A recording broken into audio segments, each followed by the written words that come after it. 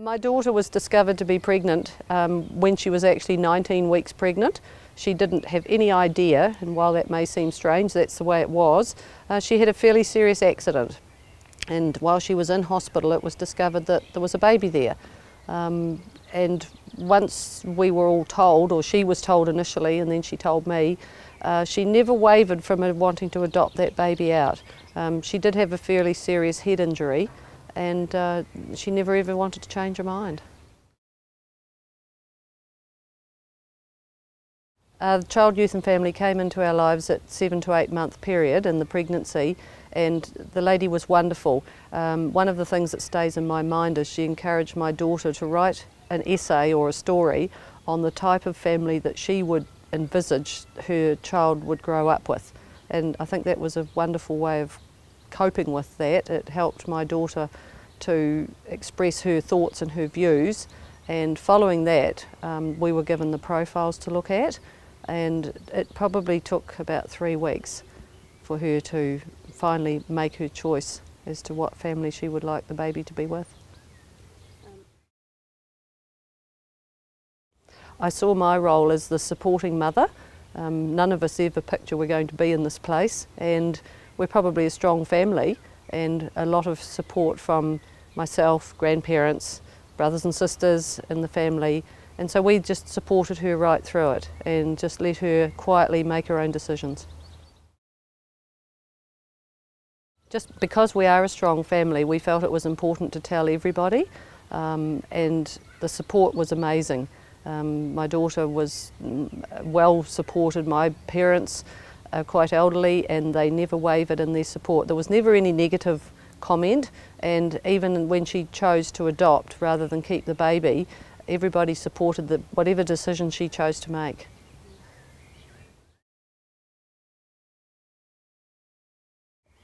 When it came time to select the family that the baby would go to, we were given 13 profiles to look at. My daughter was asked to write a story on the type of family she would envisage bringing up her child, where she would like the baby to be.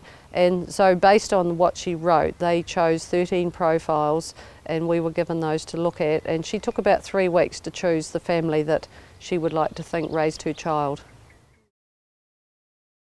When the time for the birth came, she wanted me to be with her, and I was, and also my sister was there too for extra support, and it was an amazing experience. The baby was born and the midwife at one stage thought my sister and I could take over, we're doing so well. But it was a very happy event. It was an amazing experience to be at a birth. You're very privileged to be at a birth, and as a mother you don't expect to be at your daughter's when the baby's born, but circumstances led that I was, and it was an amazing experience. As far as the baby and the adoption and the relationship that our family would bond with that baby, I think because my daughter had always chosen the adoption, none of us let ourselves really bond with him, and we knew, because she had a very serious head injury in the accident earlier and was still recovering from that, that she wasn't in a position to give a baby a wonderful start in life, and I wasn't in a position to be able to take over that role either. So we probably didn't let ourselves bond. We're very strong people, but I know emotions take over, but we never wavered from that pathway. The time came to meet the adoptive parents that my daughter had chosen, and it was quite a nerve-wracking time for everybody, because everyone's looking at everybody else, thinking, do we like these people or do we not? But the one thing that had been really clearly stated was, if my daughter felt that these people weren't the right people, that she could change her mind. And that was great to know that, but once we met them, there was never any going back. They were just lovely people, and they were nervous too. We could feel that they were very nervous when they came to see us, but it was all well handled and it was a very happy meeting.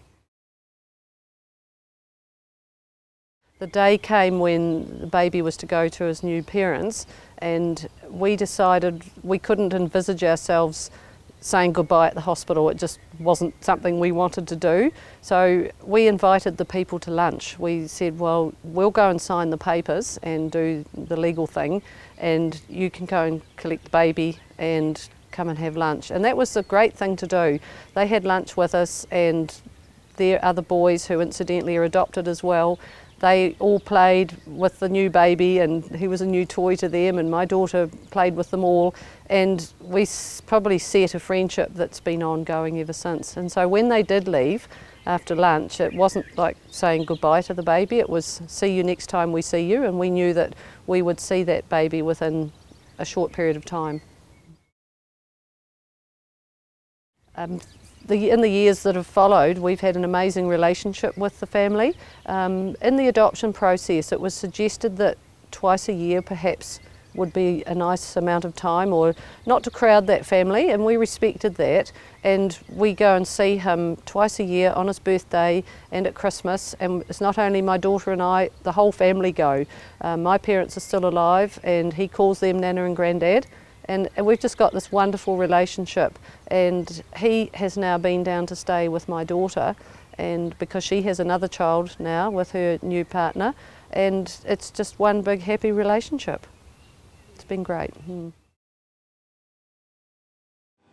If you ask me to give my thoughts on adoption, or if I had to go and talk to any young would-be birth mothers, I would strongly recommend it. I know it's a very personal thing, but I think people have to remember they've got the rest of their life to live, and so does that child. And a lot of young girls are really not in a position to give a baby or a growing child every opportunity in life. And I think there's so many wonderful would-be adoptive parents out there who can give them every opportunity in life and involve the birth mother. And if it's all done sensibly, I think it's just wonderful.